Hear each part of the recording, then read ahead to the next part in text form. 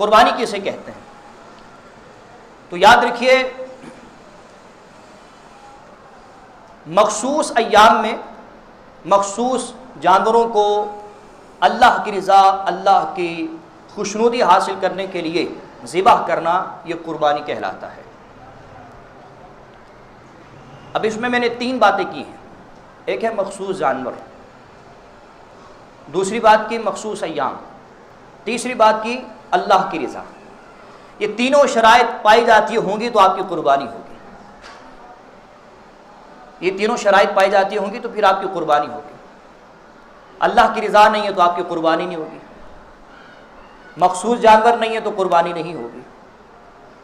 مخصوص جانور بھی ہیں، اللہ کی رضا بھی ہے، لیکن مخصوص ایام نہیں ہیں جنہیں ایام نہر اور ایام قربانی کہا جاتا ہے، اگر وہ ایام نہیں ہے تو قربانی نہیں ہوگی۔ تو قربانی کے لیے ان تینوں شرائط کا پایا جانا ضروری ہے۔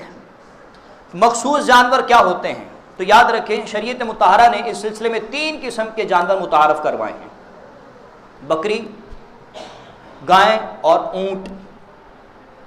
بکری، گائے اور اونٹ یہ مخصوص جانور ہیں، اور یہ بھی یاد رکھیے گا ان جانوروں میں ان کی تمام انواع بھی شامل ہے، مطلب کہ نر و مادہ، خصی اور غیر خصی۔ اور جہاں تک بکری کا تعلق ہے تو بکری کے ساتھ دمبا بھی شمار کیا جاتا ہے، مہنڈا بھی شمار کیا جاتا ہے، چھترا وغیرہ یہ بھی شمار کیا جاتا ہے۔ اور جہاں تک گائے کا تعلق ہے تو گائے کے ساتھ بھینس بھی شمار کی جاتی ہے۔ تو یہ 3 قسم کے جانور ہیں جنہیں مخصوص جانور کہا جاتا ہے۔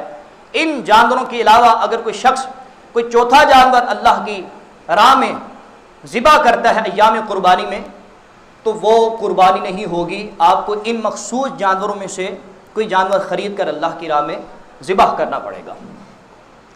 اور جہاں تک مخصوص ایام کی بات ہے تو یاد رکھیں کہ